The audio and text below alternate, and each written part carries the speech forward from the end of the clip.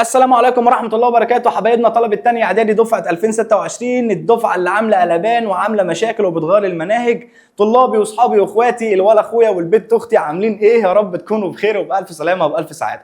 هنشتغل مع بعض إن شاء الله منهج الدراسة الاجتماعية، وما تشغلش بالك يا حبيب قلبي بالكلام اللي بينزل على السوشيال ميديا. المنهج لذيذ والدنيا هتتظبط وهخليك تحب المادة جدا وهتقفلها بكل سهولة ومش هيبقى عندك أي مشاكل فيها. والحصه دي ان شاء الله هتنزل لكم كامله، الدرس الاول كامل على قناه اليوتيوب زي ما انت هتشوفوا كده دلوقتي، ولكن احنا شغلنا الاساسي بيكون على المنصه مش على اليوتيوب.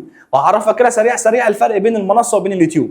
اليوتيوب احنا بننزل لك عليه حصص الشرح فعلا مفيش اي مشاكل، بس طالب اليوتيوب احنا مش بنقدر نعمل له واجب على الدرس اللي شرحناه ولا امتحان على الدرس اللي شرحناه، ولا بنعرف نعمل لك امتحانات شامله، ولو في اي سؤال انت عايز تساله مش بنعرف نجاوبك عليه، ولا بندي طلبه اليوتيوب المذكرات. لكن المنصه بقى يا باشا هي اللي بينزل عليها حصص الشرح، وكل حصه بيكون عليها واجب، وكل حصه بيكون عليها امتحان، وكل اسبوع في امتحان شامل، وكل شهر في امتحان شامل، وبنكلمك كل يوم نسالك لو في اي مشكله معاك او في اي سؤال مش عارفه او في اي حته مش فاهمها، وكمان بنتابع مع ولي الامر، وكمان مذكراتنا بتوصل لك لحد باب بيتك لكل المحافظات. فالمنصه هي اللي فيها الاهتمام الاكبر وفيها كل شيء. طب لو انت عايز تشترك على المنصه تعمل ايه؟ فاشتراك المنصه حبيب قلبي سعره 100 جنيه في الشهر، ولو عايز تشترك ترم كامل سعره 300 جنيه بس. هسيب لك لينك فيديو في اول كومنت يعرفك ازاي تشترك معانا على المنصه، وكمان هسيب لك رقم الواتساب. يلا بينا حبايب قلبي نخش سريعا في الدرس الاول في الوحده الاولى بعنوان مظاهر سطح قارتي اسيا وافريقيا. يلا بينا، سمي الله، صل على رسول الله، يلا بينا حبيب قلبي نبدا مع بعض الدرس الاول في الوحده الاولى بعنوان تضاريس او مظاهر سطح قارتي اسيا واوروبا. مستر احنا ليه هندرس اسيا وليه هندرس اوروبا؟ بص يا حبيب قلبي، وانت في اولى اعدادي السنه اللي فاتت انت درست قاره اسمها قاره افريقيا، فالسنه دي هتدرس اسيا واوروبا عشان تبقى درست الثلاث قارات اللي بنسميهم قارات العالم القديم اللي هم اسيا وافريقيا واوروبا.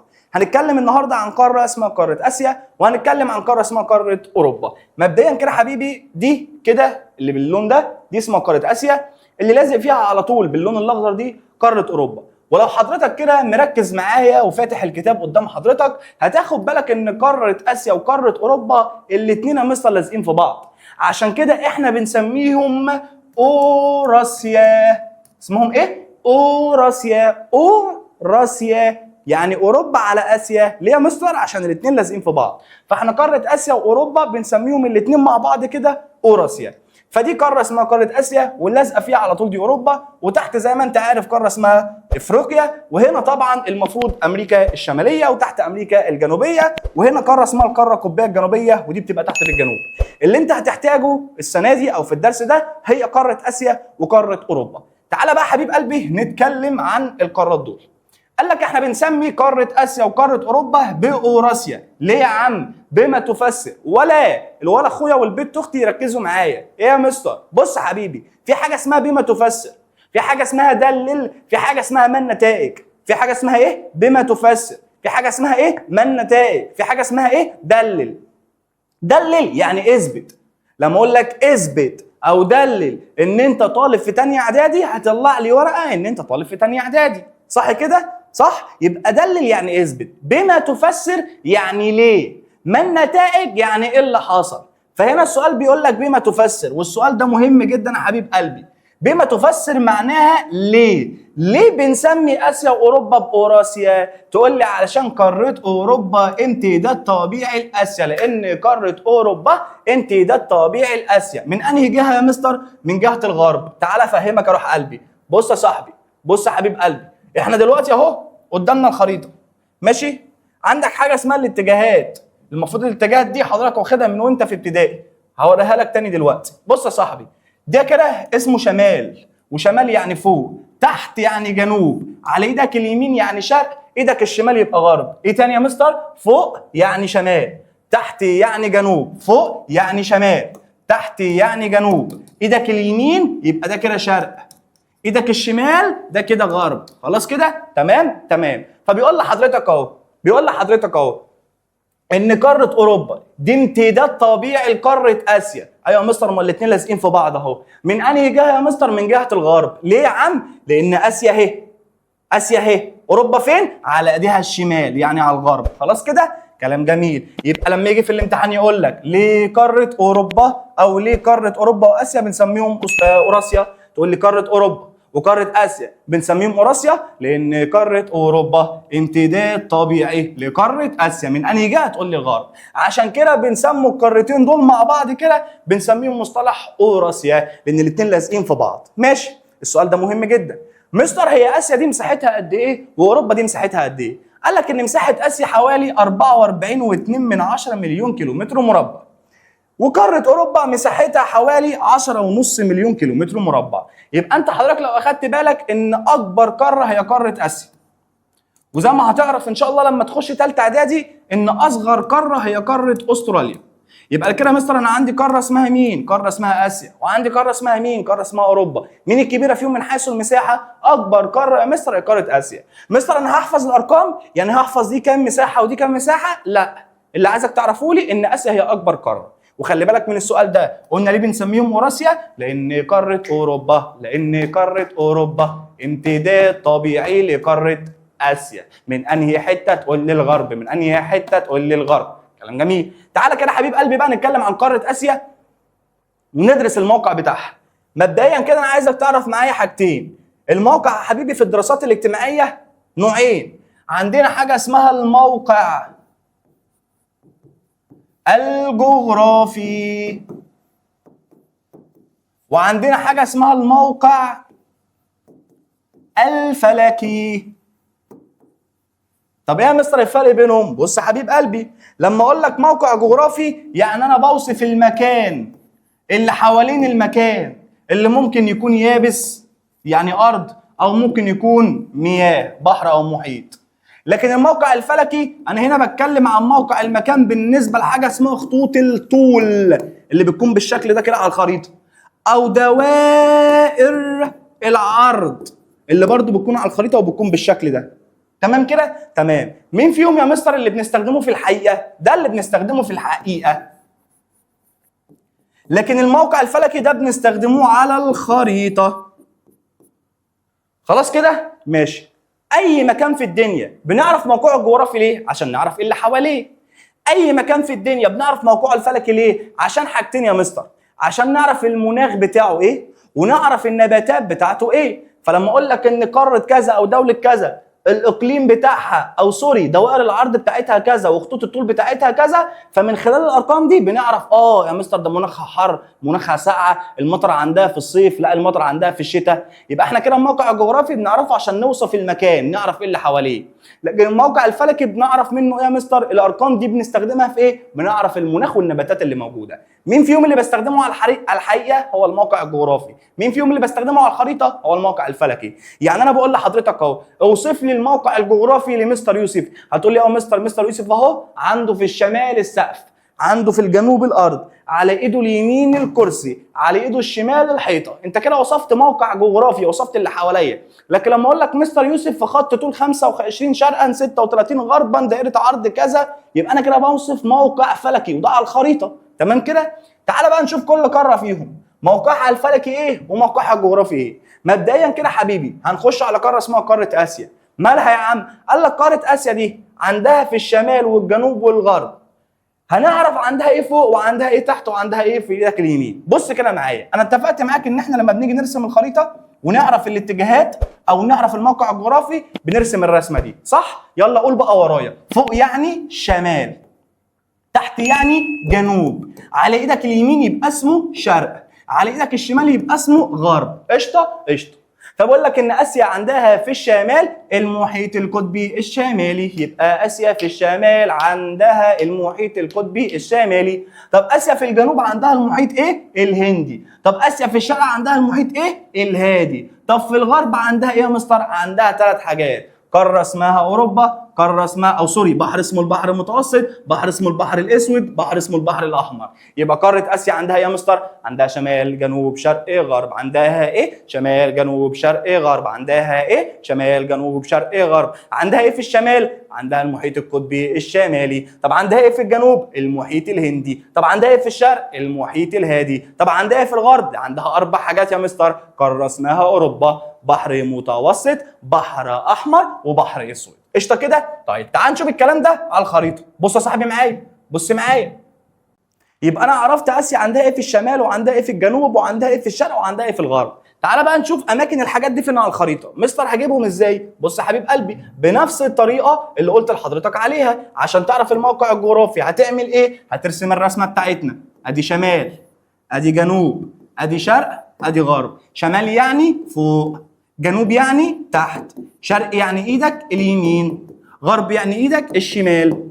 انت قلت لي يا مستر ان اسيا عندها في الشمال المحيط القطبي الشمالي، يبقى شمال يعني فوق، يبقى هنا كده حاجه اسمها المحيط القطبي الشمالي. يبقى لما مش هقول لك هنا في الامتحان يقول لك ده ايه، تقول لي المحيط القطبي الشمالي. طب يا مستر انت قلت لي ان اسيا في الشرق عندها المحيط الهادي، شرقي يعني على ايدي اليمين، هتبص كده على اليمين هتلاقي فعلا اهو المحيط الهادي. فعلا يا مستر انت ما كذبتش عليا. طب انت قلت لي يا مستر ان اسيا عندها ايه في الغرب؟ في الغرب يا مستر عندها ايه؟ قلت لي عندها قاره اسمها قاره اوروبا، وغرب يعني ايدك الشمال. فعلا هو مستر على الشمال عندنا قاره اسمها قاره اوروبا.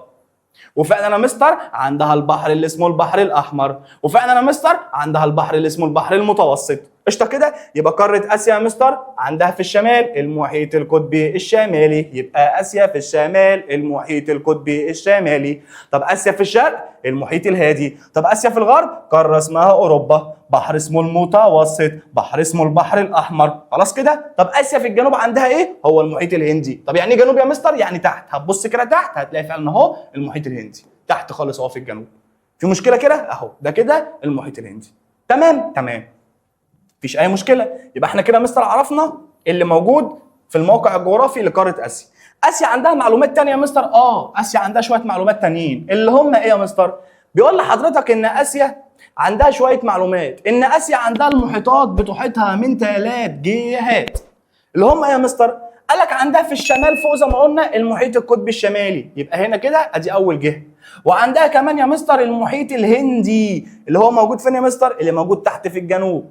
وعندها المحيط الهادي اللي موجود في الشرق. يبقى كده فعلا اسيا بتحيطها المحيطات من 3 جهات، اللي هم جهه الشمال وجهه الشرق وجهه الجنوب.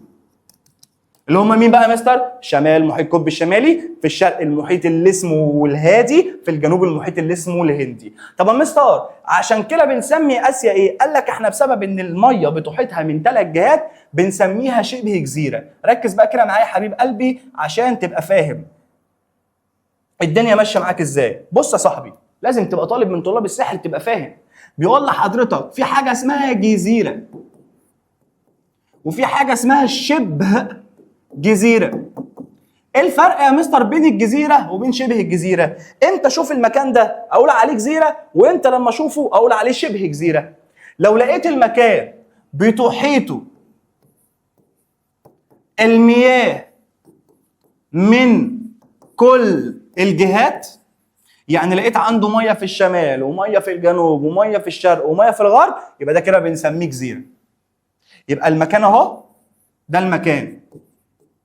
قشطه قشطه مستر، احلى مسا عليك. لقينا بقى الميه عنده هنا والميه عنده هنا والميه عنده هنا والميه عنده هنا، يبقى ده الميه بتحيطه من كل حته، يبقى ده كده اسمه جزيره. لكن لو لقينا يا روح قلبي المكان ده بتحيطه الميه من جهتين او 3 جهات بس، يبقى الاربعه مش موجودين. ما احنا عندنا 4 جهات، شمال جنوب شرق غرب. لو لقيناه مش متحيطه الميه من ال4 جهات يبقى ده كده بنسميه شبه جزيره. يعني لو عملنا كده اهو وقلنا ان ده مكان ولقينا ان عنده ميه هنا وميه هنا مثلا وهنا مثلا، لكن هنا ما عندوش، يبقى كده يا مستر مش بتحيطه الميه من كل الجهات، يبقى كده ده اسمه شبه جزيره. خلاص كده كلام جميل. تعال نرجع بقى لقاره اسيا. قاره اسيا يا مستر كان عندها الميه بتحيطها من كام جهه؟ 3. يبقى كده في جهه ناقصه، هي كان عندها ميه في الشمال والشرق والجنوب، ما عندهاش في الغرب، يبقى كده بنسميها شبه جزيره. فاكتب هنا كده تعتبر اسيا شبه جزيره. ولو سالتك في الامتحان ليه بنعتبرها شبه جزيره، تقول لي لان يحيطها المياه من 3 جهات، الشمال والشرق والجنوب. قشطه كده؟ تمام. انا مش عايزك تستغرب يا حبيب قلبي، الهدوم اتغيرت عادي جدا.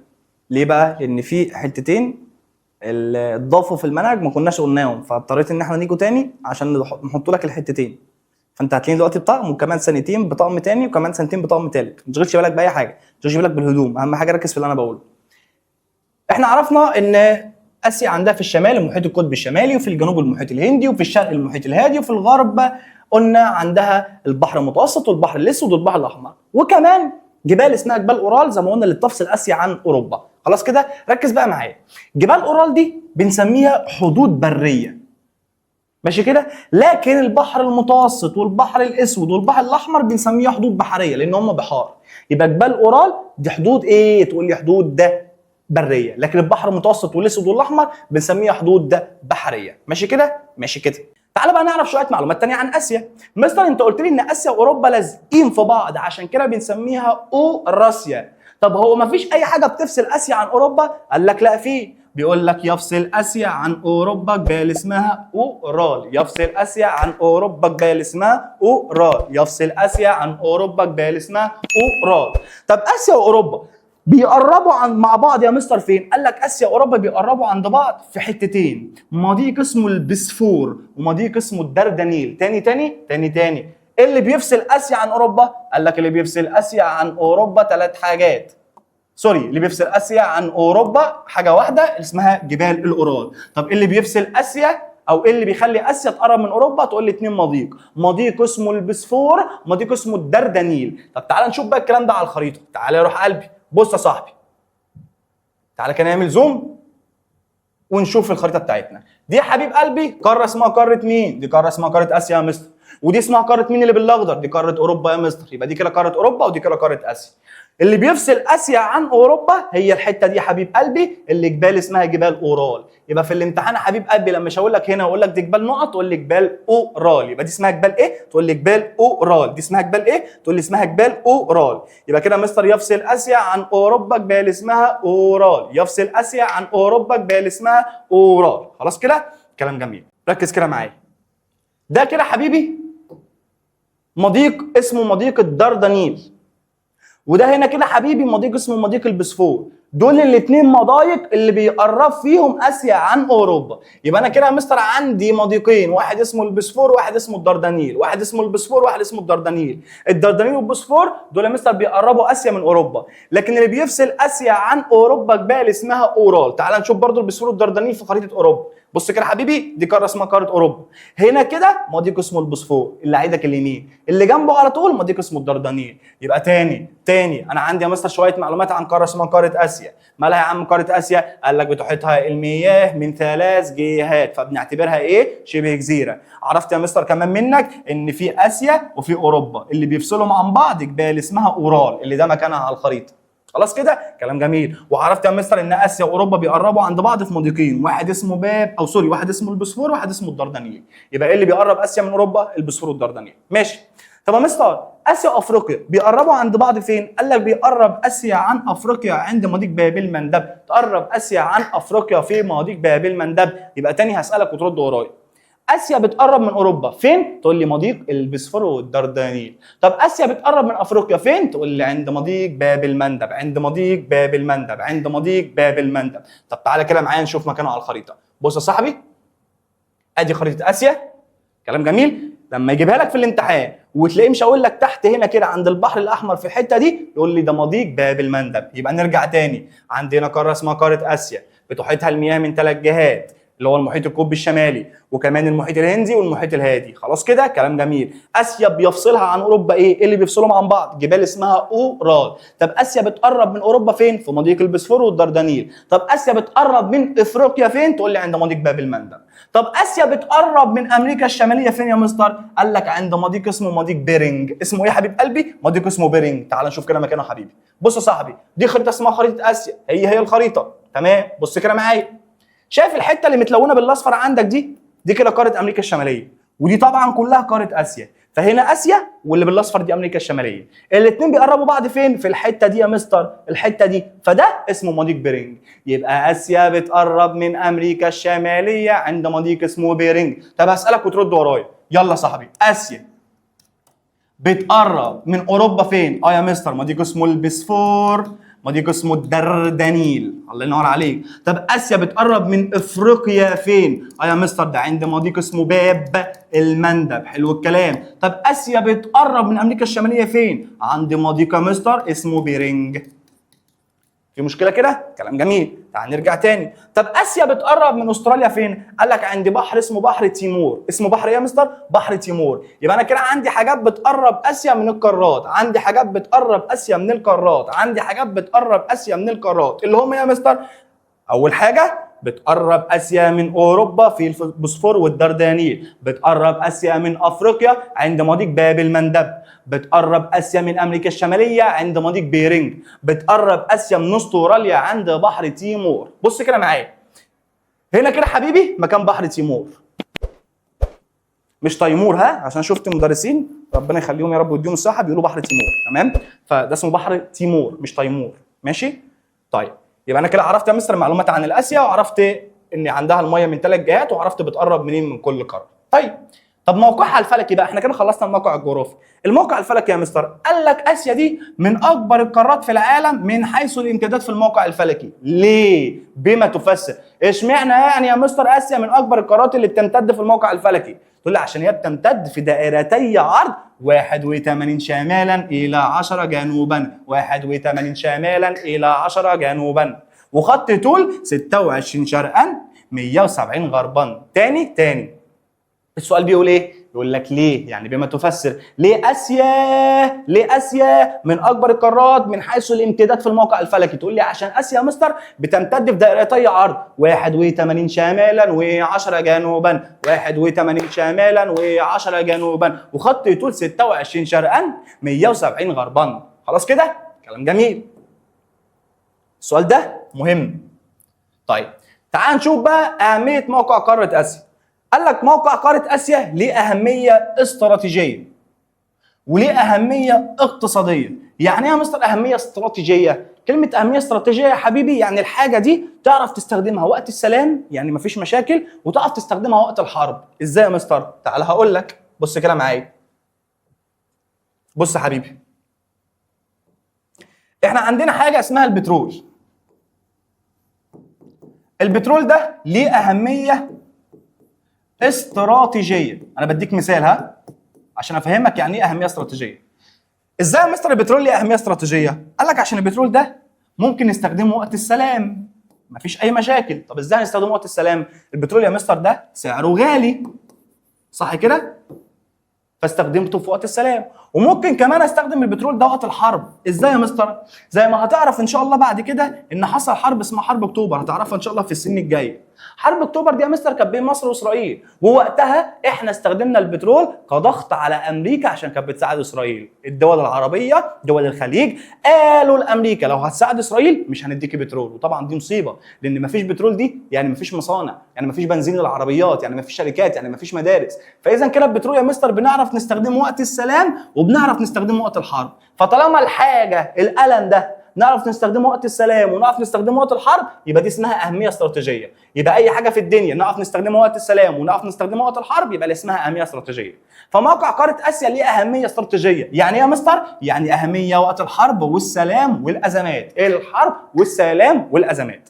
طب بقول لك ان تطل قاره اسيا على مسطحات مائيه مهمه، عندها شويه مسطحات مائيه يعني شويه ميه، ماشي، بالاضافه ان هي بتشرف على ممرات ملاحيه ليها اهميه استراتيجيه. اتفقنا؟ يعني ايه اهميه استراتيجيه؟ يعني ليها اهميه وقت الحرب والازمات. طب ايه هي يا مستر الممرات اللي ليها اهميه استراتيجيه؟ يعني ليها اهميه وقت الحرب ووقت الازمات. قال لك اسيا عندها ممرات ليها اهميه استراتيجيه بنستخدمها وقت الحرب ووقت الازمات، زي مضيق اسمه باب المندب، وزي مضيق اسمه هرمز. اسمهم ايه؟ مضيق باب المندب، مضيق اسمه هرمز. طب تعالى كده شوف معايا، ده كده حبيبي مضيق باب المندب، هنا كده مكانه على الخريطه. خلاص كده؟ كلام جميل. هنا كده حبيبي مضيق اسمه مضيق هرمز، ودول موجودين في قاره اسمها قاره اسيا. يبقى قاره اسيا ليها اهميه استراتيجيه، ليها اهميه استراتيجيه، ليها اهميه استراتيجيه عشان عندها مسطحات مائيه. تاني قاره اسيا ليها اهميه استراتيجيه، قاره اسيا ليها اهميه استراتيجيه. ليه؟ عندها مسطحات مائيه، عندها مسطحات مائيه وممرات ملاحيه، وممرات ملاحيه. الممرات دي ليها اهميه استراتيجيه زي مين يا مستر؟ زي هرمز وباب المندب. قشطه. اسيا ليها اهميه اقتصاديه برضه. قال لك اسيا دي تعتبر المعبر الرئيسي للتجاره البريه والبحريه. يعني ايه يا مستر التجاره بريه؟ يعني عن طريق البر، بحريه يعني عن طريق البحر. فاسيا هي المعبر الاساسي، هي المكان اللي بيعدي منه التجاره، سواء تجاره بريه او تجاره بحريه. ده الكلام ده مستر منذ العصور القديمه. زي ايه يا مستر؟ زي طريق كده كان موجود اسمه طريق الحرير وطريق التوابل. اسمهم ايه؟ طريق الحرير وطريق التوابل. دي طرق يا مستر موجوده في قاره اسيا، والطرق دي زمان كنا بنستخدمها في التجاره من ايام العصور القديمه. يبقى اسيا ليها اهميه اقتصاديه، ليها اهميه اقتصاديه. ولا ركز معايا، ركز معايا، ركز معايا. بص القلم وقع، ركز معايا، ده انا اقسم بالله هجدولك في وشك. ركز معايا. اسيا ليها اهميه اقتصاديه، ليها اهميه اقتصاديه عشان هي متحكمه في الممرات التجاريه. الممرات التجاريه ده من امتى مستر؟ منذ العصور القديمه، سواء بريه او بحريه، سواء بريه او بحريه. عندها طريق اسمه طريق الحرير وطريق اسمه طريق التوابل.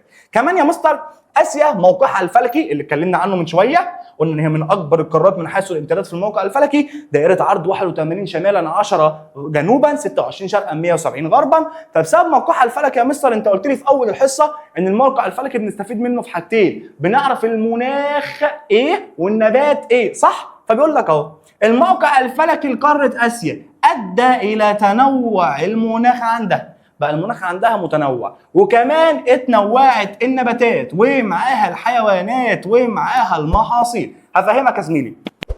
انت طبعا في محاصيل بتتزرع في جو حر، وفي محاصيل بتتزرع في جو ساقعه، صح؟ ماشي. فلما يكون انت عندك الجو بتاعك في اوقات بيبقى حر وفي اوقات بيبقى ساقعه، فبتعرف تزرع المحاصيل اللي عايزه جو حر وبتعرف تزرع المحاصيل اللي عايزه جو ساقعه. فاسيا يا مستر عندها موقع فلكي متنوع. فطالما تنوع الموقع الفلكي دي بقى تاخدها قاعده رئيسيه معاك، قاعده رئيسيه معاك لاي قاره او اي دوله. طالما الموقع الفلكي متنوع، ايه اللي هيحصل يا مستر؟ يجي يقول لك في الامتحان ما النتائج المترتبه على تنوع الموقع الفلكي لقاره اسيا؟ ايه نتيجه ان اسيا عندها تنوع في الموقع الفلكي؟ تقول لي طالما الموقع الفلكي متنوع يبقى اول حاجه هيتنوع المناخ، ومعاها النباتات، ومعاها المحاصيل الزراعيه.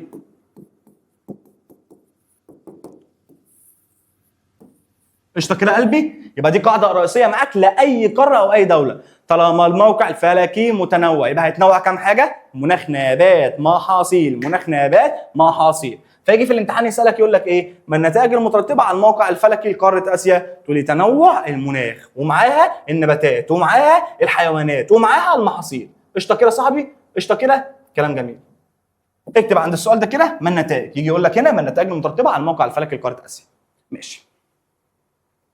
بيقول لحضرتك الطريق اللي كان اسمه طريق الحرير وطريق التوابل ده، دي كانت طريق موجود ده في مدينه كده كان اسمها تشانغان، ودي كانت عاصمه الصين. قشطه كده؟ وده كان الطريق اللي بيوصل اسيا بقاره اوروبا. ماشي؟ طبعا دي معلومه مش عليك يعني، انا بس بعرفها لك.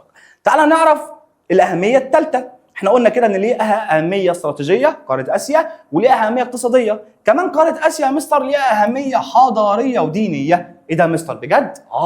قال لك اسيا دي اقام فيها العديد من الحضارات العريقه. يجي يقول لك في الامتحان دلل. انا اتفقت معاك في اول الحصه بما تفسر يعني ليه،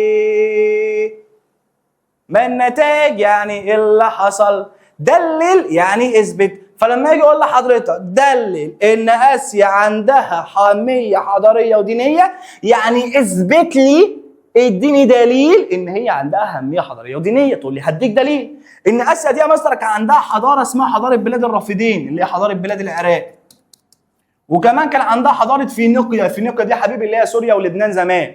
وكمان كان عندها الحضاره الصينيه، وكمان كان عندها الحضاره الهنديه، وكمان الاسلاميه. يبقى كده اسيا ليها اهميه حضاريه ودينيه. قاره اسيا ليها اهميه حضاريه ودينيه. ازاي يا عم؟ اثبت لي، اثبت لي يا كذاب، يا كذاب يا واطي يا زباله اللي مش مركز معايا ان اسيا ليها اهميه حضاريه ودينيه. هقول لك هثبت لك. ده قامت فيها حضاره بلاد رافدين فينيقيا، بلاد رافدين فينيقيا، حضاره صينيه، حضاره صينيه، ومعاها هنديه، ومعاها اسلاميه. تاني حضاره بلاد رافدين، ومعاها فينيقيا، ومعاها صينيه، ومعاها هنديه، وكمان اسلاميه. فدي حضارات يا مستر هي كانت في الصين. يبقى كده فعلا كان عندها حضارات عريقه. ماشي مستر، بس انت قلت لي ان كان ليها اهميه حضاريه ودينيه. انت كده اثبتت لي ان هي اهميه حضاريه بس. طب هثبت لي ان هي ليها اهميه دينيه. هقول لك قاره اسيا حبيب قلبي زي ما قلت لك هيكون ليها اهميه دينيه. ليه يا عم؟ بما تفسر يعني ليه قاره اسيا ليها اهميه دينيه؟ تقول لي لانها كانت مهد الديانات السماويه. المسيحيه والاسلاميه واليهوديه طلعوا من قاره اسيا. كمان قاره اسيا فيها اماكن مقدسه الناس بتروح تزورها، زي الكعبه المشرفه اللي في السعوديه، زي المسجد الاقصى اللي موجود في فلسطين، زي قبه الصخره اللي في فلسطين، زي كنيسه المهد اللي برضه في فلسطين. يبقى كده قاره اسيا ليها اهميه دينيه. ليه يا عم؟ تقول لي فيها اماكن مقدسه، كعبه مشرفه، المسجد الاقصى، وقبه الصخره، وكنيسه القيامه، وكمان مهد الديانات السماويه مسيحيه اسلاميه ويهوديه. عشان كده اسيا ليها اهميه دينيه. احنا كده اتكلمنا عن قاره اسيا مستر، عرفنا موقعها الفلكي وعرفنا موقعها الجغرافي وعرفنا اهميتها الاقتصاديه والاستراتيجيه والحضاريه الدينيه. تعال بقى نشوف قاره اوروبا. ايه موقعها الفلكي؟ قال لك قاره اوروبا عندها في الشمال المحيط القطبي الشمالي. ايه ده مستر زي اسيا؟ ايوه. ما بص يا ابني، بص يا حبيبي، ما الاثنين يا روح قلبي لازقين في بعض اهو في الخريطه اللي جبت لك في اول الدرس، والاثنين اهم لازقين في بعض، وفعلا الاثنين عندهم في الشمال اهو المحيط القطبي الشمالي. يبقى اسيا واوروبا الاثنين عندهم في الشمال المحيط القطبي الشمالي. اسيا واوروبا عندهم في الشمال المحيط القطبي الشمالي. طب اوروبا عندها ايه في الجنوب؟ قال لك عندها في الجنوب البحر المتوسط ومعاها البحر الاسود. ايه؟ بحر متوسط ومعاها بحر اسود. طب عندها ايه في الشرق؟ اسيا. بص يا حبيبي، ما انا اتفقت معاك، اسيا كان عندها ايه في الغرب؟ كان عندها في الغرب اوروبا. يبقى اوروبا عندها ايه في الشرق؟ اسيا اهو. بص كده معايا، ادي ايديا وادي القلم، ماشي كده؟ ماشي. دي ايدي اليمين ودي ايدي الشمال. ايدي اليمين دي اسمها شرق، ايدي الشمال دي غرب. يبقى انا ايدي اليمين عندها ايه في الغرب؟ عندها القلم. حلو. القلم عنده ايه في الشرق؟ عنده ايدي، صح كده؟ حلو الكلام. فانا كده عندي قاره اسمها قاره اسيا. ايه شرقها؟ عندها في الشرق يا مستر عندها في الغرب قاره اوروبا. طب اوروبا عندها ايه في الشرق؟ اسيا. يبقى قاره اوروبا عندها في الشرق قاره اسيا. طب اوروبا عندها ايه في الغرب؟ المحيط الاطلنطي. يبقى كده تعالى، موقع الفلك الاوروبا عندها ايه في الشمال؟ المحيط القطبي الشمالي. طب عندها ايه في الجنوب؟ بحر متوسط بحر اسود، بحر متوسط بحر اسود. طب عندها ايه في الشرق؟ قاره اسيا. طب عندها ايه في الغرب؟ محيط اطلنطي. قشطه. قال لك قاره اوروبا المسطحات المائيه عندها بتحيطها من 3 جهات. زي مين كده يا مستر؟ زي قاره اسيا. فعندها المحيط القطبي الشمالي، وعندها المحيط الاطلنطي، وعندها البحر المتوسط. يبقى كده فعلا يا مستر زي ما قلنا فوق عندها الميه بتحيطها من 3 جهات زي اسيا بالظبط. يبقى كده بتتشابه مع قاره اسيا. تمام. قال لك اوروبا بتقرب من افريقيا عند مضيق جبل طارق. بتعمل ايه؟ اوروبا بتقرب من افريقيا عند مضيق جبل طارق. اوروبا بتقرب من افريقيا عند مضيق جبل طارق. طب تعال نشوف الكلام ده على الخريطه بقى يا مستر. تعال نشوف الكلام ده على الخريطه. بص يا صاحبي معايا، احنا اتفقنا ان اوروبا عندها في الشمال ايه؟ محيط القطب الشمالي. ارسم لي الرسمه، ادي الرسمه بتاعتنا اهي، شمال جنوب شرق غرب. شمال يعني فوق فعلا اهو يا مستر المحيط القطبي الشمالي زي ما انت ما قلت. طب يا مستر انت حضرتك قلت لي عندها ايه تاني؟ بص كده معايا، في الجنوب بحر متوسط وبحر اسود، بحر متوسط بحر اسود، بحر متوسط بحر اسود. بص كده معايا، لما هنيجي نبص على الخريطه تحت هتلاقي تحت هنا كده في الخريطه بحر اسمه البحر المتوسط. يبقى كده فعلا عندها في الجنوب البحر المتوسط. طب بص كده معايا، انا قلت لك ان عندها ايه في الشرق؟ قاره اسيا. يعني ايه شرق يا مستر؟ يعني دي اليمين، ادي اوروبا اهي. هتبص في الشرق اللي هو الجنب ده كده حبيبي، قاره اسمها هنا قاره اسمها قاره اسيا. طيب عندها ايه كمان يا مستر؟ في الغرب. يعني ايه غرب؟ يعني ايدك الشمال محيط اطلنطي. تعالى الغرب كده حبيبي، ايدك الشمال اهي محيط الاطلنطي.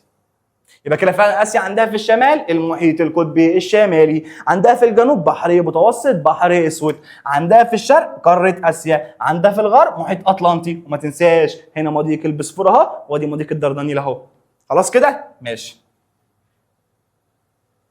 وعلى فكره من ضمن الحاجات اللي بتميز قاره اسيا، معلومه ليك هقولها لك، اسيا عندها اكبر بحر مغلق في العالم. دي حته كده من ثالثه اعدادي. بحر مغلق يعني بحر مقفول لوحده ما بيتصلش باي بحار او محيطات ثانيه. عندها اكبر بحر مغلق في العالم هي قاره اسيا، اسمه بحر قزوين. معلومه كده ليك. قشطه. تعال نرجع تاني. يبقى انا عرفت اوروبا عندها في الشمال المحيط القطبي الشمالي، عندها في الجنوب بحر متوسط بحر اسود، عندها في الشرق قاره اسيا، عندها في الغرب محيط اطلنطي. المسطحات المائيه الميه بتحيطها من كام جهات؟ 3. ايه هم؟ محيط قطبي شمالي، اطلنطي، بحري متوسط. طب هي اوروبا بتقرب من افريقيا فين؟ عند مضيق جبل طارق. اسمه ايه؟ عند مضيق جبل طارق. طب تعالى بص معايا، اللي بالاخضر دي كده حبيبي قاره اسمها اوروبا، اللي تحت دي كده قاره افريقيا، هنا كده حبيبي مضيق جبل طارق اللي بيقرب اوروبا من افريقيا. عرفت مكان مضيق جبل طارق على الخريطه؟ قشطه الكلام؟ قشطه الكلام. طب ايه الموقع الفلكي لاوروبا؟ قال لك تمتد قاره اوروبا في دائرتي عرض 26 71 شمالا. خلاص كده؟ ماشي. فكده قاره اوروبا باكملها موجوده في النص الشمالي من الكره الارضيه. تعالى هوريك على الخريطه. بص يا صاحبي معايا، بص يا صاحبي معايا كده. دي كده خريطه العالم كلها اللي فيها القارات كلها. قشطه قشطه. بص كده بقى معايا، عايزين نمسح الكلام ده. بص بقى كده معايا، دي كده اسمها قاره اوروبا. ماشي ماشي. بص يا صاحبي، النص اللي فوق ده كله اسمه نص شمالي، النص اللي تحت ده كله اسمه نص غربي. بص بقى كده معايا، عندي ايدي دي كده، هل اوروبا ليها حاجه تحت ولا كل اوروبا فوق؟ اهو يا مستر الاخضر كله فوق اهو، يبقى اوروبا كلها فوق. يبقى كده اوروبا يا مستر كلها موجوده في النص الشمالي من الكره الارضيه. اوروبا مالها موجوده في النص الشمالي من الكره الارضيه. يجي يسالك في الامتحان يقول لك ايه؟ ما النتائج المترتبه؟ يعني ايه اللي حصل؟ ما النتائج المترتبه على امتداد قاره اوروبا في دائرتي عرض 26 71 شمالا، او ما النتائج المترتبه على وقوع اوروبا باكملها في النص الشمالي. هي السؤال، هو السؤال لما يقول لك ما النتائج المترتبه على امتداد اوروبا في دائرتي عرض 26 71 شمالا، هي لما يقول لك ما النتائج المترتبه على وقوع اوروبا باكملها في النص الشمالي للكره الارضيه. ايه بقى الاجابه يا مستر؟ تقول لي اوروبا نتيجتها لما بقت في المكان ده بقى معظم قارة أوروبا في المنطقة المناخية المعتدلة الشمالية. أيوة يا مستر، ما أنت اتفقت معايا في أول الحصة إن الموقع الفلكي ده الأرقام بتاعته دي أنا بدرسها ليه؟ عشان أعرف المناخ عامل إزاي. فأوروبا بسبب إن هي موجودة في دائرتي عرض 26 و71 شمالا، وبقت موجوده كلها في النص الشمالي للكره الارضيه، بقت موجوده في المناخ اسمه ايه؟ المنطقه المعتدله الشماليه. اسمه ايه؟ المنطقه المعتدله الشماليه. فاوروبا يا مصر عندها دائرتي عرض 26 و71 شمالا، وخط طول 25 غربا 66 شرقا. كم وكم؟ 26 71 شمالا. ده كده مستر دوائر العرض. طب خط الطول كام؟ 25 غربا 66 شرقا. ايه نتيجه الموقع الفلكي لاوروبا؟ تقول لي وقوع قاره اوروبا في الاقليم المعتدل الشمالي. تمام؟ تمام يا صاحبي. تعالى بقى نشوف اهميه قاره اوروبا زي ما شفنا اهميه قاره اسيا. اهميه قاره اوروبا، اوروبا برضو ليها اهميه استراتيجيه وليها اهميه اقتصاديه وليها اهميه حضاريه. خلاص كده؟ الاهميه الاستراتيجيه ايه؟ يعني اهميه وقت الحروب والازمات. فبقول لك ان اوروبا بتطل على مسطحات مائيه مهمه، كمان بتشرف على ممرات ملاحيه، يعني زي اسيا بالظبط. طب ايه هي بقى الممرات الملاحيه اللي بتشرف عليها اوروبا؟ واحد اسمه مضيق جبل طارق، واحد اسمه مضيق البسفور، اتنين مضيق الدردنيل. يبقى كده كام مضيق؟ ثلاثه. اسمهم ايه؟ جبل طارق، البسفور، الدردنيل. يبقى كده لما يجي في الامتحان يقول لك دلل، يعني اثبت تعتبر قاره اوروبا لها اهميه استراتيجيه. تقول لي حيث انها تطل على مسطحات مائيه مهمه او ممرات مائيه مهمه مثل مضيق جبل طارق والبسفور والدردنيل. كمان ليها اهميه اقتصاديه، فبسبب موقعها الجغرافي ان عندها في الشمال كذا والجنوب كذا والشرق كذا والغرب كذا، فبقى قاره اوروبا سهل ان هي تتواصل مع كل الدول وكل القارات اللي جنبها. يبقى بسبب الموقع الجغرافي خلاها تعرف تتعامل مع كل الناس. انا مثلا لو في واحد واقف جنبي هنا اهو، وانا بسبب موقعي ده هعرف اسلم عليه عادي، هديله القلم وهو يديني حاجه، انا اديله حاجه وهو يديني حاجه. لكن لو انا واقف هنا بص يا مستر بقى بعيد عني، مش عارف اتعامل معاه اصلا. فبسبب موقع اوروبا الجغرافي ساعدها على التواصل الاقتصادي بينها وبين قارات العالم. بيجي في الامتحان يقول لك ايه؟ ما النتائج المترتبه على الموقع الفلكي، عشان في سؤال هنا مهم هم، في سؤالين مهمين هم، ركز بقى معايا عشان تفرق بينهم، ركز معايا عشان تفرق بينهم. لو جه في الامتحان قال لك ايه؟ لو جه في الامتحان قال لك ايه؟ ما النتائج المترتبه على حاجتين يا مستر. لو جه قال لحضرتك ما النتائج المترتبه على الموقع الجغرافي لاوروبا، وممكن يجي يقول لحضرتك ما النتائج المترتبه على الموقع الفلكي لاوروبا. لو قال لك ما النتائج المترتبه على الموقع الفلكي لاوروبا، تقول لي ادى الى اصبح مناخ اوروبا في المنطقه المعتدله الشماليه. ده لو قال لك من النتائج المترتبه على الموقع ايه؟ الفلكي. لكن لو قال لك من النتائج المترتبه على الموقع الجغرافي تقول لي ساعدها على التواصل الاقتصادي مع باقي القارات. يبقى انا عندي موقع اوروبا فلكي وجغرافي، ايه نتيجه الموقع الفلكي بتاعها؟ تقول لي بقت في المنطقه المعتدله الشماليه. طب ايه نتيجه الموقع الجغرافي بتاعها؟ تقول لي ساعدها على التواصل بين قارات العالم. اكتب السؤالين دول كده عندك، خدها سكرين شوت كده حبيب قلبي، او وقف الفيديو واكتبهم عندك. خلاص كده السؤالين دول مهمين، لازم يجيب لك واحده فيهم. قشطه؟ قشطه. يلا بينا يا صاحبي. ماشي. طيب مستر انت قلت لي ان الموقع الفلكي عندها متنوع، واحنا اتفقنا يا مستر زي ما اتفقنا في اسيا اي قاره واي مكان في الدنيا طالما المناخ متنوع يبقى طالما الموقع الفلكي متنوع يبقى المناخ هيكون متنوع. خلاص كده؟ يبقى دي قاعده اساسيه، طالما الموقع الفلكي متنوع يبقى المناخ هيكون متنوع. طب اوروبا ليها اهميه ايه كمان؟ قال لك ليها اهميه حضاريه. طب دلل، اثبت يا مستر، اديني دليل ان هي ليها اهميه حضاريه. قال لك دي قامت عليها العديد من الحضارات، خاصه الحضارات اللي موجوده في الغرب زي اليونانيه وكمان الرومانيه والثوره الصناعيه. ايه؟ الحضاره اليونانيه والحضاره الرومانيه، وكمان حصل في اوروبا اللي هي اليونان والرومان ثوره صناعيه، واوروبا بقت متقدمه جدا في الصناعه بعد كده. يبقى انا يا مستر اهميه اوروبا ليها اهميه حضاريه. ازاي يا عم؟ تقول لي كان في حضاره اسمها الحضاره اليونانيه والحضاره الرومانيه. كمان يا مستر بقى في حضاره غربيه، والحضاره الغربيه دي اللي هي موجوده في قاره اوروبا. الناس ده مستر عملوا ثوره صناعيه وتعليميه، بقوا متقدمين جدا في الصناعه والتعليم. طبعا اوروبا. يبقى ازاي ليها اهميه حضاريه؟ تقول لي ليها اهميه حضاريه زي حضاره الرومان واليونان، او الحضاره الرومانيه واليونانيه. وكمان الحضاره الغربيه تقدموا في حاجتين، في الثوره الصناعيه والعلميه. قشطه كده؟ خلي بالك بقى، انا اتفقت معاك ان اسيا واوروبا لازقين في بعض عشان كده بنسميها اوراسيا. ولكن على الرغم من ان يابس اسيا لازق في يابس اوروبا، الا ان مصر ليها دور برضه. مصر ليها دور كبير في التواصل والتجاره بين الدول اللي موجوده في قاره اسيا والدول اللي موجوده في قاره اوروبا. ليه يا عم؟ تقول لي بسبب موقع مصر الجغرافي المتميز، وان مصر بتشرف على بحرين، واحد اسمه البحر الاحمر والتاني اسمه المتوسط، والاثنين بيمر في جزء كبير من القارتين دول. خلاص كده؟ عشان كده يا مستر مصر ليها دور. وكمان زاد اهميه موقع مصر بعد ما عملنا قناه اسمها قناه السويس. فيجي سؤال في الامتحان يقول لك ايه؟ يقول لك بما تفسر او دلل على الرغم من اتصال يابس اسيا واوروبا الا ان مصر لها دور في التجاره بين القارتين. تقول لي حيث ان مصر تشرف على بحرين، بحر احمر ومتوسط، وبسبب موقع مصر المتميز. وزاد اهميه موقع مصر امتى؟ بعد حفر قناه السويس. كلام جميل؟ كلام جميل. قشطه كده. تعالى بقى نشوف مظاهر السطح اللي موجوده في القاره دي وفي القاره دي. قاره اسيا وقاره اوروبا عندهم مظاهر سطح، يعني هنتكلم عن الجبال وهنتكلم عن الهضاب وهنتكلم عن السهول. قشطه. فبقول لحضرتك مظاهر السطح في القارتين متنوعه، عندهم جبال وعندهم هضاب وعندهم سهول، ولكن الجبال والهضاب واخده اكتر من نص مساحه اسيا. نص مساحه اسيا عباره عن جبال وهضاب. والجزء الشمالي في اوروبا عباره عن سهول منبسطه، وتسود السلاسل الجبليه العاليه في قاره اوروبا في الجزء الجنوبي. ركز بقى كده معايا. انا عندي بيقول لحضرتك انا عندي قاره اسمها اسيا وقاره اسمها اوروبا. مالها اسيا يا مستر؟ قال لك نص مساحه اسيا جبال وهضاب. قشطه؟ يبقى نص مساحه اسيا جبال وهضاب. نتكلم بقى عن اوروبا. اوروبا بيقول لك عندها جزئين، جزء شمالي وجزء جنوبي. خلاص كده؟ الجزء الجنوبي بيقول لحضرتك كله جبال، لكن الجزء الشمالي كله سهول.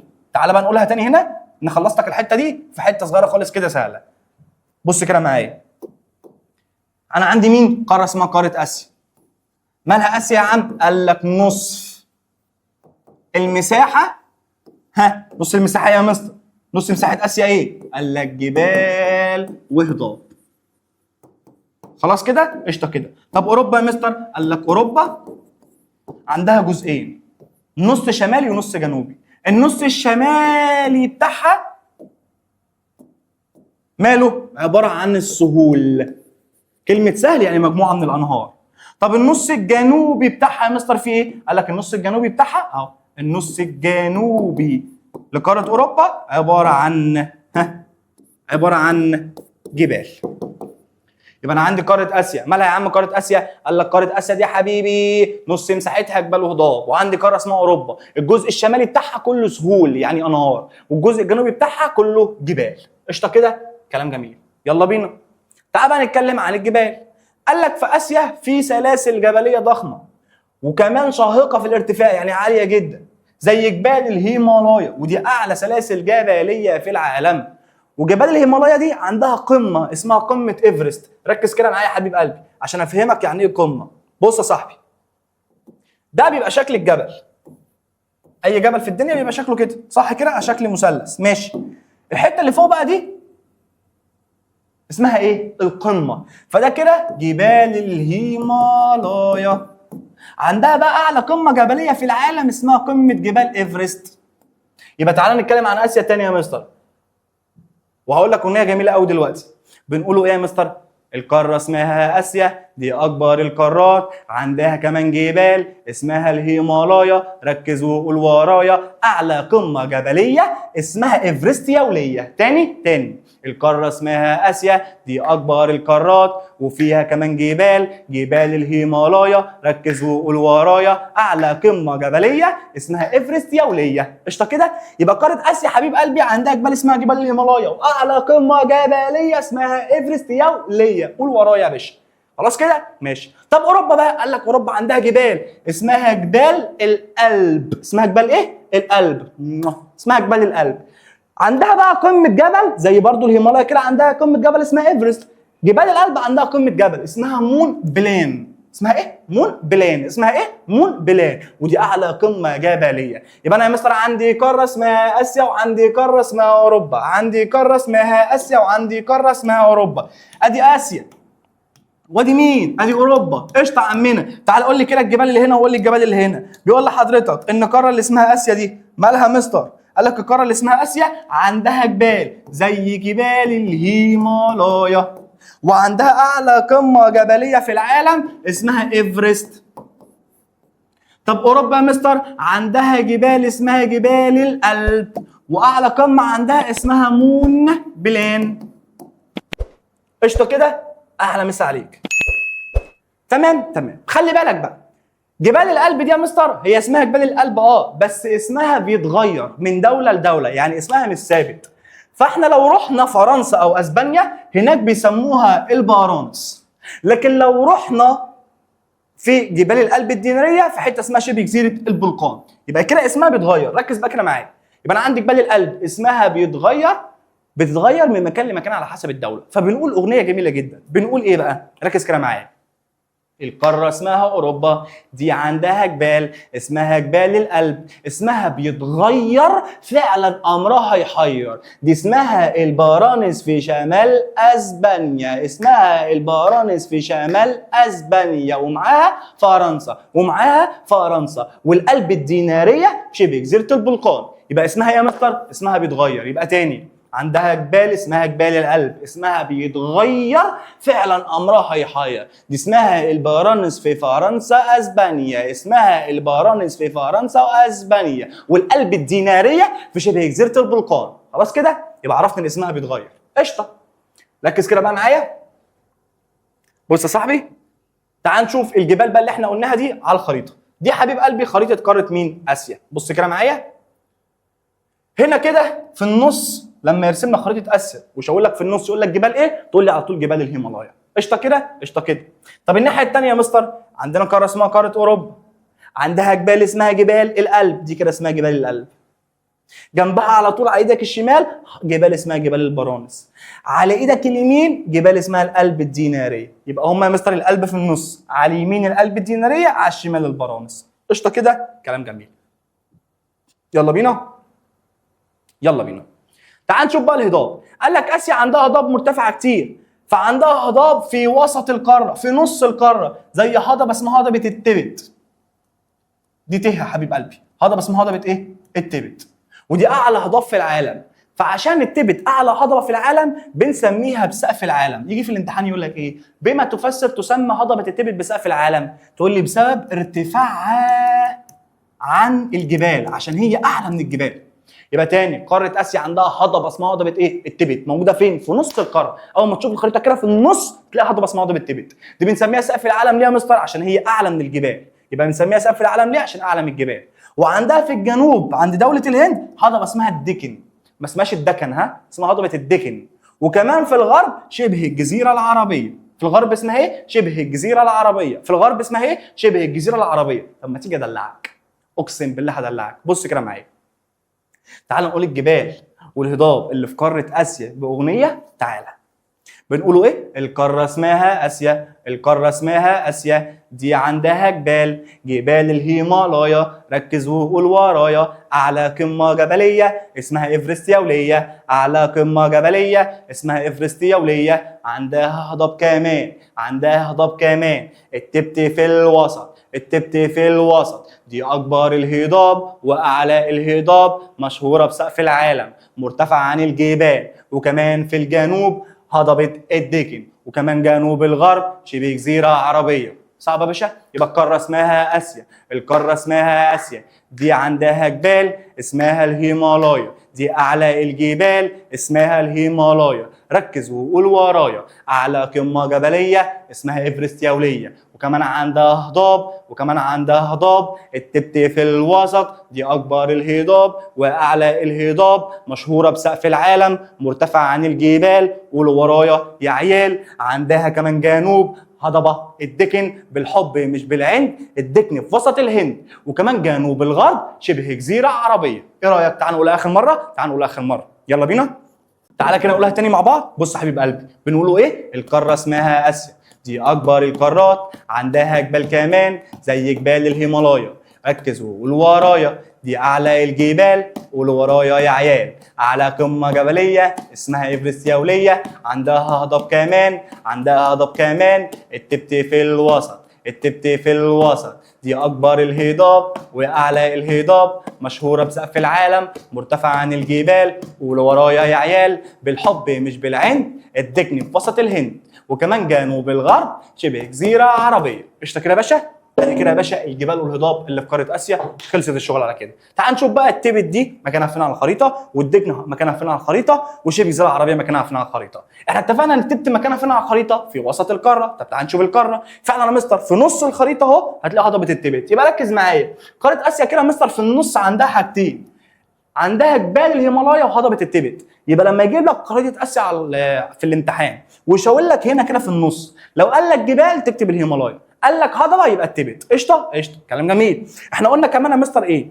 انت قلت لي يا مستر ان عندها في الغرب يعني على ايد الشمال هضبه اسمها شبه الجزيره العربيه. ادي فعلا يا مستر اهو ايدك الشمال هضبه اسمها شبه الجزيره العربيه. خلاص كده يا صاحبي؟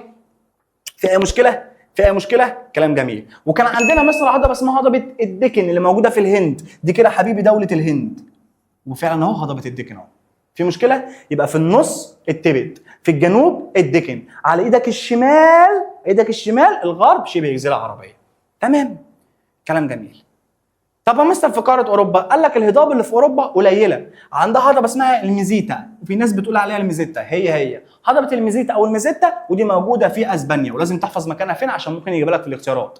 يبقى اوروبا عندها هضبه اسمها الميزيتا موجوده في اسبانيا، وكمان فرنسا الوسطى في دوله فرنسا، باينه من اسمها هضبه فرنسا الوسطى في فرنسا. يبقى اوروبا يا مستر عندها كام هضبه؟ 2، الميزيتا في اسبانيا، فرنسا الوسطى ودي موجوده فين؟ موجوده في فرنسا. طب تعالى كده نقول اغنيه لقاره اوروبا. بص كده معايا، بص كده معايا، القاره اسمها اوروبا، دي عندها جبال تتميز بالارتفاع، قمه مونبيلان دي الاعلى في الارتفاع، اسمها بيتغير، هي جبال الألب، اسمها بيتغير، فعلا امرها يحير، دي اسمها البارانس في فرنسا اسبانيا، اسمها البارانس في فرنسا اسبانيا، والقلب الديناريه شبه جزيره البلقان، عندها هضاب كمان، عندها هضاب كمان، عندها هضاب كمان، الهضبه اسمها الميزيتا هارا سيكعتيتا، وموجوده في اسبانيا، وكمان فرنسا الوسطى دي فلوسنا في البوسطه، وموجوده في فرنسا. قشطه كده؟ تعال نقولها تاني، تعال نقولها تاني. بص كده معايا، تعال نقول القارتين اسيا واوروبا مع بعض، اسيا واوروبا مع بعض، جبال اسيا وهضاب اسيا،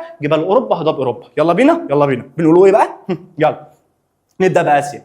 القاره اسمها اسيا، دي اكبر القارات، دي اكبر القارات، فيها جبال كمان اسمها الهيمالايا، ركز وقول ورايا، دي اعلى الجبال، قول ورايا يا عيال. اعلى قمه جبليه اسمها ايفرست يا وليه، اسمها ايفرست يا وليه. عندها هضاب كمان التبت في الوسط، دي اكبر الهضاب واعلى الهضاب، مشهوره بسقف العالم، مرتفعه عن الجبال بالحب مش بالعين، ادتني في وسط الهند، وكمان جنوب الغرب شبه جزيره عربيه. طب تعال نقولوا بقى الجبال الهضاب اللي في اوروبا. بيقول لك ايه؟ القاره اسمها اوروبا، دي عندها جبال اسمها جبال الألب، اسمها بيتغير فعلا امرها يحير، اسمها بيتغير فعلا امرها يحير، اسمها البارانس في فرنسا اسبانيا، اسمها البارانس في فرنسا اسبانيا. والقلب الديناريه شبه جزيره البلقان، عندها هضاب كمان، عندها هضاب كمان. هارا السكعتيتا الهضبه اسمها الميزيتا، موجوده في دوله اسبانيا، موجوده في دوله اسبانيا، وكمان فرنسا الوسطى دي فلوسنا في الوسطى. قشطه كده؟ قشطه كده. تعال نشوف طيب يا حبيب قلبي الميزيتا وفرنسا الوسطى الهضبتين اللي موجودين في اوروبا فين مكانهم على الخريطه. بص يا صاحبي، بص يا صاحبي، نمسح كده بقى ده. احنا عرفنا اماكن الجبال اللي في اوروبا اللي اسمهم جبال الألب، ده كده مكان جبال الألب. تعال كده على القلم بس ثانيه واحده، ده كده مكان جبال الايه؟ الألب، وجنبها هنا ايدك الشمال البرانس، على ايدك اليمين القلب الديناريه. طبعا ده هضاب ايه؟ قلت لك هضبه اسمها فرنسا الوسطى، وده مكانها يا مستر بين جبال الألب وجبال البرانس، في النص هضبه فرنسا الوسطى. وتحت خالص اللي بالشكل الدائري ده اللي عند الراس دي، تحس ان قاره اوروبا كده زي حيوان ليه ديل اهو راس، اللي عند الراس بقى دي هضبه اسمها الميزيتا اللي موجوده في ايه؟ في اسبانيا. قشطه كده حبيب قلبي، كلام جميل. يلا بينا نكمل. تعال نتكلم بقى عن السهول. بيقول لحضرتك ان عندنا انواع من السهول. انت عندك حبيب قلبي السهول 3 انواع، يا اما سهول فيضيه، يا اما سهول صحراويه، يا اما سهول ساحليه. ايه هي السهول الفيضيه؟ سهل فيضي يعني موجود عند الانهار، سهل ساحلي يعني موجود عند البحار، سهل صحراوي يعني في الصحراء. قشطه كده؟ فتعال نتكلم عن السهول. اول نوع هي السهول الفيضيه. تعال نشوف شكلها عامل ازاي. قال لك في قاره اسيا في العديد من انواع السهول اللي عملتها السهول الفيضيه، وطالما سهل فيضي يبقى موجود عند النهر، يبقى خصب، يبقى صالح للزراعه. يبقى ده اتفاق حبيب قلبي، سهل فيضي يبقى موجود فين؟ عند النهر، يبقى خصب، يبقى صالح للزراعه. طب السهول الفيضيه اللي في اسيا فين؟ قال لك يا حبيب قلبي في سهول في اسيا بيكون شكلها ازاي؟ قال لك موجود في الشمال زي سهول سيبيريا، ودي بيجري فيها انهار كتير، نهر اسمه اوب وينسولينا بنقولهم مع بعضينا. يبقى تاني قاره اسيا عندها سهول فيضيه زي سهول سيبيريا الشماليه، يعني موجوده في الشمال. يبقى تاني قاره اسيا عندها سهول فيضيه شماليه اسمها سهول سيبيريا. السهول دي يعني مجموعه من الانهار، فسهول سيبيريا دي بتضم كذا نهر اسمهم ايه بقى؟ اوب وينسولينا بنقولهم مع بعضينا. تاني اوب وينسولينا بنقولهم مع بعضينا. بس خلي بالك سهول سيبيريا دي اللي فيها الانهار اوب وينسولينا مالهمش اهميه اقتصاديه في فصل الشتاء. ليه يا مستر؟ مش دول انهار يعني ميه يعني خصب يعني صالح للزراعه، يبقى ليهم اهميه اقتصاديه اهو. ايوه بس في فصل الشتاء لا. ليه؟ لان الميه دي السهول دي الانهار دي بتتجمد فبتفقد الاهميه الاقتصاديه. يجي يسالك سؤال في الامتحان يقول لك ايه؟ يقول لك بما تفسر، يعني ليه؟ بما تفسر سهول سيبيريا ليس لها اهميه اقتصاديه في الشتاء، او بما تفسر انهار اوب وينسولينا ليس لهم اهميه اقتصاديه في الشتاء. تقول لي بسبب تجمدهم في الشتاء، فالميه بتتجمد فخلاص هزرع بيها ازاي وهي متجمده؟ تمام. يبقى انا عندي حاجه اسمها سهول فيضيه. مستر يوسف اتفق معايا ان كلمه سهل فيضي يعني موجود عند الانهار، يعني خصب، يعني اعرف استخدمه في الزراعه. فاسيا عندها سهول فيضيه اسمها سيبيريا الشماليه، يعني موجوده في الشمال. سيبيريا دي فيها انهار اوب وينسولينا مالهمش اهميه اقتصاديه في الشتاء عشان بيتجمدوا. قشطه كده؟ قشطه. طب هل ليها سهول فيضيه تاني؟ عندها سهول موجوده في الشرق، في شرق قاره اسيا على ايدك اليمين، زي سهل الصين. واتفقت معايا ان سهل يعني مجموعه من الانهار. فسهل الصين ده بيجري فيه نهر اسمه نهر اليانجتسي، وده اطول نهر في قاره اسيا وثالث اطول نهر في العالم. فيجي يسالك في الامتحان يقول لك ايه؟ مين هو اطول نهر في العالم؟ او سوري، مين هو اطول نهر في قاره اسيا؟ تقول لي نهر اسمه اليانجتسي. اسمه ايه؟ اليانجتسي. كمان يا مستر عندها سهول اسمها سهول منشوريا، ودي موجود فيها نهر اسمه نهر امور، مش امور عشان شفت مدرسين بتقول امور، اسمه نهر امور. يبقى تاني حبيبي، يبقى تاني حبيبي، يبقى تاني حبيبي، تاني حبيبي، قاره اسيا عندها سهول فيضيه، عندها سهول فيضيه. سيبيريا الشماليه يعني في الشمال. سيبيريا فيها كم نهر؟ لا 3. ايه هم لا؟ اوبيانس ولينا، بنقولهم مع بعضينا، ما لهمش اهميه اقتصاديه في الشتاء بسبب تجمدهم. كمان السهول فيضيه في اسيا موجوده في الشرق، زي مين؟ زي سهل الصين اللي فيه اطول نهر في قاره اسيا اسمه نهر اليانجتسي. وكمان عندها في الشرق سهل اسمه منشوريا اللي فيه نهر اسمه نهر امور. كمان عندها سهول فيضيه موجوده في الغرب زي نهر دجله والفرات. كمان عندها سهول فيضيه موجوده في الجنوب زي نهر اسمه نهر السند. فيها مشكله يا ابني؟ فيها مشكله؟ تعال نقول تاني. يبقى اسيا عندها سهول فيضيه فين يا مستر؟ شمال شرق غرب جنوب، شمال شرق غرب جنوب، شمال شرق غرب جنوب. تعالى بقى نقول اغنيه. قاره اسيا مصر عندها ايه يا مستر؟ تقول لي عندها في الشمال اسمها سهول سيبيريا الشماليه، فيها 3 انهار اوبيانس ولينا، بنقولهم مع بعضينا، اسمه اوبيانس ولينا، بنقولهم مع بعضينا. بيفقدوا الاهميه في الشتاء عسليه، بيفقدوا الاهميه في الشتاء عسليه بسبب ايه؟ تقول لي بسبب تجمدهم. ايه كمان؟ عندها سهول كمان موجوده في الشرق. سهل الصين منشوريا، اسمهم ايه؟ سهل الصين منشوريا. سهل الصين ده مستر في اطول نهر في العالم اسمه نهر اليانجتسي، وده اطول نهر موجود في قاره اسمها قاره اسيا. وعندها سهل منشوريا اللي بيجري فيه نهر اسمه نهر ايه؟ نهر امور. وعندها في الغرب يا مستر نهرين، واحد اسمه دجله والتاني اسمه الفرات. وعندها في الجنوب نهر اسمه نهر السند. تعال بقى نشوف اوروبا. قال لك اوروبا عندها سهل اسمه السهل الاوروبي العظيم، وده اكبر سهل فيضي موجود في اوروبا.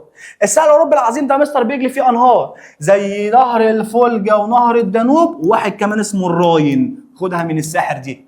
يبقى كده حبيب قلبي اوروبا عندها سهول فيضيه زي اسيا.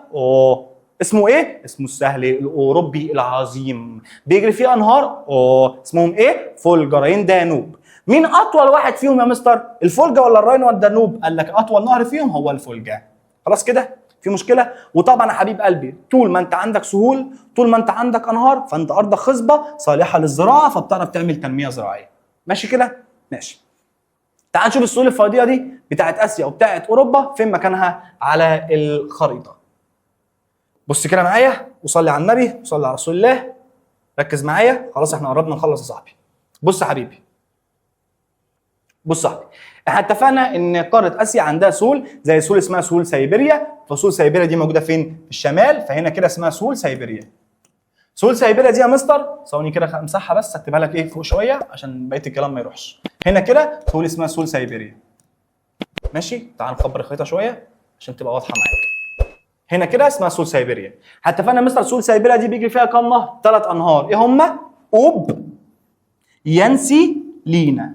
وده مكانهم على الخريطه. بنبداهم ازاي؟ من الشمال لليمين. اوب، بعد كده يانسي، بعد كده لينا. السهول دي والانهار دي بيفقدوا الاهميه الاقتصاديه في فصل الشتاء بسبب تجمدهم. عرفت مكانهم على الخريطه؟ موجودين في الشمال اهو. كمان يا مستر انت قلت لي ان عندها سهول موجوده في الشرق. شرق يعني ايد اليمين، يعني هنا مستر صح؟ زي سهل منشوريا اهو، وسهل اسمه شرق الصين اهو. سهل شرق الصين حبيبي كان عنده نهر اسمه نهر اليانجتسي، فتحت كده اهو نهر اسمه نهر اليانجتسي. يبقى تاني اسيا كان عندها سهول فيضيه في الشرق. شرق يعني ايدك اليمين، ايدك اليمين اهي هتلاقي فعلا هم منشوريا هنا اهو وشرق الصين اهو. شرق الصين ده كان عنده نهر اسمه نهر الايه؟ اليانجتسي اللي هو اطول نهر في قاره اسيا. قشطه كده؟ قشطه كده؟ كلام جميل. مستر هل بقيه الحاجات اللي على الخريطه دي احفظها؟ يعني احفظ مكان جبال اليابان وجبال طوروس وزاجرس والحاجات دي؟ لا تحفظه اللي انا قلت لك عليه بس، دي حاجات مش عليك، بقيه الحاجات الثانيه موجوده على طلب الثالثه اعدادي. خلاص كده؟ ماشي. بص كده معايا. انت قلت لي كمان يا مستر كان عندها نهرين، واحد اسمه دجله والثاني اسمه الفرات. بص كده يا حبيبي، ده هنا كده نهر دجله، ده هنا كده نهر الفرات فوق الخليج العربي على طول. قشطه كده؟ او فوق شبه الجزيره العربيه على طول. طب تعال نشوف الناحيه الثانيه. قاره اسمها ايه؟ كان اسمها قاره اوروبا. القاره اسمها اوروبا كان عندها سهول فيضيه زي السهل الاوروبي العظيم. فلما يجيب لك خريطه اوروبا ويشاور لك هنا تقول لي ده السهل الاوروبي العظيم. اللي كان عنده الانهار زي مين يا مستر؟ كان نهر اسمه الراين اللي قلت لك انا عليه، ونهر كان اسمه نهر الدانوب، ونهر اسمه نهر الفولجا. مين اطول نهر فيهم؟ الفولجا ده اطول انهار. قشطه كده يا صاحبي؟ كلام جميل. ادينا عرفنا اماكن الجبال والهضاب والسهول الفيضيه لاسيا ولاوروبا. تعال بقى نشوف اخر حاجه وهي السهول الساحليه. اتفقت معاك سهل فيضي يعني عند الانهار يعني الزراعه، سهل ساحلي يعني عند البحار وعند المحيطات. طب ايه يا مستر السهول الساحليه اللي في اسيا؟ قال لك تاتي قاره اسيا في اول قاره في قارات العالم من حيث طول الساحل، هي اطول قاره عندها طول في الساحل على البحار والمحيطات، وده طبعا بسبب ان مساحتها كبيره، ما هي اكبر قاره من حيث المساحه. فلما يجي في الامتحان يقول لك بما تفسر، يعني ليه؟ ليه قاره اسيا هي اول قاره من حيث الامتداد في طول الساحل؟ تقول لي بسبب اتساع مساحتها كبيره، وبسبب كثره الخلجان جمع خليج والاذرع المائيه. السؤال ده مهم جدا. خلاص كده؟ ماشي. مستر هل اتساع السهول بيختلف من منطقه للتانيه؟ بيختلف على حسب ايه؟ اقتراب او ابتعاد المرتفعات عن المسطحات المائيه. هفهمك، بص كده معايا. الناس اللي راحت دهب قبل كده، لو حد راح دهب او شرم الشيخ او الغردقه او الحتت دي، هيفهم اللي انا هقوله. بص يا حبيبي، هنا كده نقول ان هنا كده اهو اللي انا رسمته ده البحر. خلاص كده؟ ماشي. وهنا كده اللي انا رسمته دي الجبال. كده مستر الجبال بعيده عن الساحل، يعني بعيده عن البحر، فكده مساحه الساحل واسعه. ليه؟ لان الجبل بعيد عن البحر. خلاص كده؟ ماشي. لكن لو جيت انا بقى رسمت الجبل ده هنا كده، بقى الجبل قريب من الساحل، صح؟ فبقى مساحه الساحل مالها صغيره. يبقى فعلا يا مستر كده فعلا يا مستر كده فعلا يا مستر مساحه الساحل بتختلف من منطقه للتانيه. ممكن منطقه الاقي الساحل فيها كبير وواسع، وممكن منطقه تانيه الاقي الساحل فيها ضيق. بنحسبها ازاي؟ بنحسبها بناء عن ايه؟ على حسب اقتراب او ابتعاد التضاريس اللي بنسميها المرتفعات، اللي هي الجبال والهضاب يعني. قشطه كده؟ السؤال ده مهم جدا جدا جدا جدا. اقسم بالله يا ابني، اقسم بالله انا عايزك كده تكتب على اليوتيوب شرح الدرس الاول جغرافيا تانية اعدادي، واتفرج على اي حد، مع احترامي لكل الناس اللي نزلوا. اقسم بالله ما في حد بيشرح اللي انا بقوله ده. هو يا دوب بيحفظك يقول لك ليه المساحه بتختلف بسبب اقترابها او ابتعاد الجبال والهضاب وخلاص، ما يفهمكش يعني ايه ابتعاد جبال وهضاب ولا اي حاجه في اي حاجه. فعايزك تهتم وعايزك تركز معايا. يجي يقول لك في الامتحان يختلف اتساع، وطبعا مع احترامي لكل المدرسين، كلكم مدرسين كبار وكلكم على راسي، انا مش قصدي ان انا اقلل من حد، تمام؟ يجي يقول لحضرتك في الامتحان ايه؟ بما تفسر، يعني ليه بتختلف اتساع يعني مساحه السهول من منطقه لثانيه؟ اتفقنا يا مستر على حسب الجبل ده قريب من الساحل ولا بعيد. خلاص كده؟ يبقى السؤال ده مهم، يبقى تقول لي تبع الاقتراب او ارتباعات المرتفعات. قريبه من الساحل يبقى الساحل كده ضيق، الجبال دي بعيده عن الساحل يبقى الساحل متسع. ماشي. اسيا بقى مستر عندها شويه جزر قريبه منها، زي جزيره اسمها سريلانكا، ودي موجوده في جنوب الهند. جزيره اسمها ايه؟ سريلانكا، موجوده في جنوب الهند. وكمان جزر تانية موجوده برضه في اسيا زي اليابان وزي الفلبين وزي المالديف اللي انتوا نفسكم تروحوها عمركم ما تروحوها، دي هناك برضه في اسيا. كمان في شويه جزر تانية جنبها كده بنسميها بالارخبيل. بنسميها ايه؟ بالارخبيل. زي ارخبيل اليابان وارخبيل اندونيسيا. يبقى كده اسيا عندها كام ارخبيل؟ 2، واحد اسمه اليابان والثاني اسمه اندونيسيا. طبعا كلمه ارخبيل دي ده لقب بيطلق على شكل من اشكال المسطحات المائيه اللي موجوده في البحر، بيبقى ليها كده شكل معين موجود في البحر، فالشكل ده بنسميه ارخبيل. يبقى تاني، اسيا يا مستر عندها جزر زي سريلانكا اللي موجوده في جنوب الهند، وعندها شويه ارخبيل، اتنين، واحد اسمه ارخبيل اليابان وواحد اسمه ارخبيل اندونيسيا. وما تنساش مساحه السهول بتختلف من منطقه للتانيه. نفترض دلوقتي اهو انا هنا البحر، وده كده اهو الجبل قريب مني اهو، يبقى كده مساحه الساحل ضيقه. ليه؟ عشان البحر قريب من الجبل. لكن يا مستر لو الجبل بعيد عنه يبقى مساحه الساحل واسعه. يبقى كده فعلا بتختلف مساحه السهول من منطقه لثانيه حسب اقتراب او ابتعاد المرتفعات من البحر. قشطه كده؟ طيب، عرفت السهول الساحليه اللي موجوده في اسيا. طب ايه السهول الساحليه اللي في اوروبا؟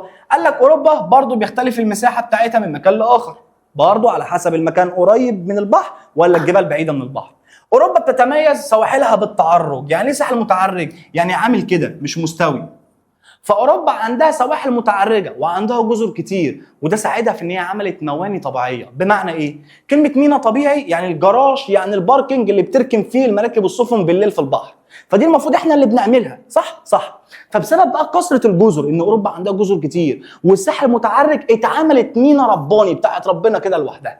فبيقول لحضرتك اهو قاره اوروبا عندها كثره في التعاريج، ما النتائج المترتبه؟ يعني ايه اللي حصل؟ ما النتائج المترتبه على تعرج الساحل في اوروبا؟ تقول لي ادى الى انشاء الموانئ الطبيعيه. السؤال ده مهم. يبقى ما النتائج المترتبه على كثره التعريج في اوروبا؟ انشاء الموانئ الطبيعيه.